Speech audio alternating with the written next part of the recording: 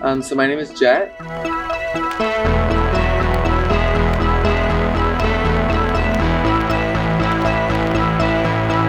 I'm 17. I've been going to the club since I was, I think, around 4th or 3rd grade, so it's been a big part of my life for a while now.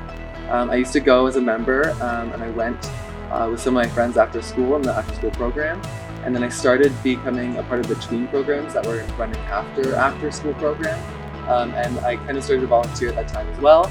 And then I started a different job and then started working here, I think around 3 years ago now. So, yeah. As a kid, I don't really remember, but from working the first time, like my first day that I was working, I remember I was very nervous because I had been there before, and walking back into the environment was so refreshing because things had changed, but it still felt like the same club, and everything felt so familiar and colorful. And I remember just feeling like at home, because I grew up a lot there and a lot of my time was spent at the club.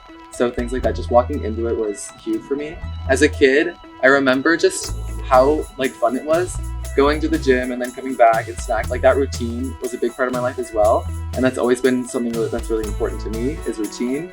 So being able to go there and know what to expect and be able to make friends and have that environment where everyone's really supportive was a huge part for me growing up. So I remember one time I went to a baseball game, and that was huge because that was such a fun experience. And I remember even talking to my friends that I went with there now, that was such a huge thing to go there and be it was really important to see how what impact the Boys and Girls Club had on kind of the world, and being able to be there with a bunch of my friends, and we were there and we were able to support the players as well. We were given opportunities to send letters and things, and we got a box, which was awesome. So it was just a really fun day, and I loved it. So I remember doing the cheerleading stuff. And I remember the song too. It was Roar by Katy Perry, and the kids still love it. That's one of the songs I get asked to play all the time, is Katy Perry.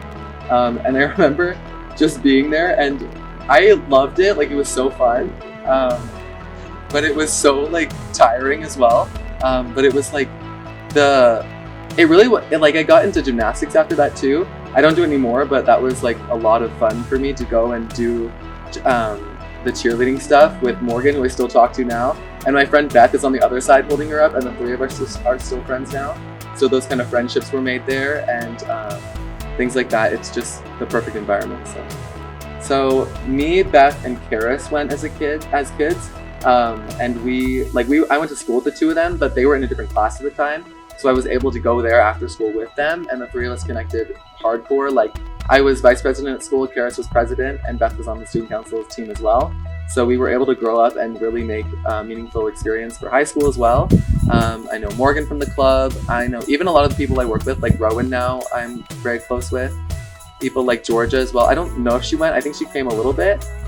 People like Amy Edmonds and Emma Fuller, who I work with as well. People like that, I really made connections here. And even if I don't talk to some of the people that I went with as kids, because if either you move away or you go to different schools and stuff, we're able to have that memory together of we used to go to the club and we hung out all the time. So there's definitely a person that I connected with for sure. Tatiana Fisher was one of the leaders when I was a kid, especially when I started volunteering and getting older. She was one of my favorite leaders, and she actually took the Child Studies program. So I was talking to her maybe 1 or 2 years ago about being interested in the program, and she's really what pushed me to be do it. It's the best program and you get the most out of it. And she's also one of the reasons why I came back to the club.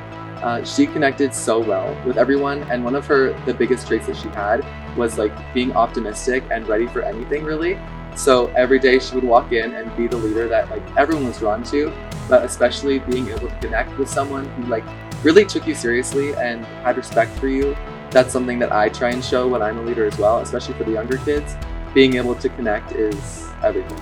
And then something that I did in the tween program as well, we made scarves, or we tagged them or something, and then we put them around Midland for anyone who really needed to use them, so they were public use.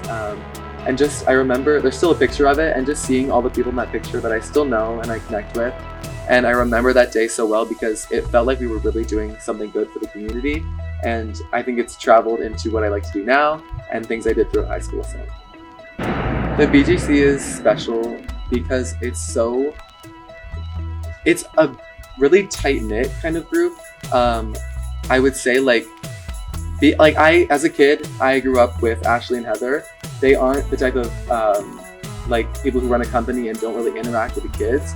That was a huge thing for me because if, say, I was doing something wrong, Heather or Ashley would come and talk to me about it and we would have a conversation. And having that as well with the leaders, like that was such a huge thing. They are so involved with me now too. Like they ask about how I'm doing in my personal life, and as a kid, being able to have Ashley and Heather there, that's what sets anything apart from like a different summer camp or an after-school program, is that those connections are there with the people who are top of the chain, basically.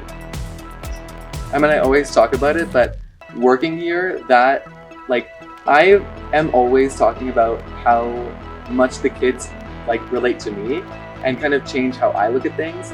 Especially with the younger group, I find that they can either take things so seriously or they can just let it throw by and pass off their back, and it's like nothing really matters.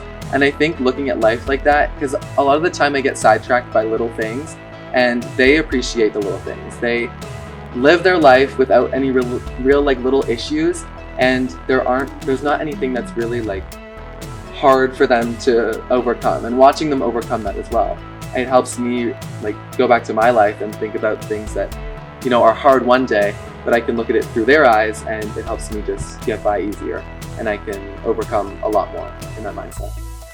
It's honestly like the club is life-changing. I think if I hadn't grown up with this environment and the club and being here, I would be a very different person, and I don't think I would have taken chances as much. I wouldn't be as optimistic or as outgoing as I am, especially with school and with the interactions.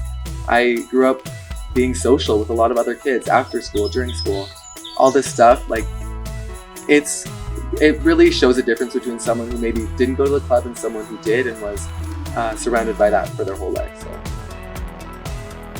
I would say for me, what brought me back was like, this is something I want to do in my future. But also, even if I didn't, that connection always stayed. Even though I left the club after a bit, after volunteering, I came back. I got a different job and even was still drawn to the club because of how important it was to me as a kid.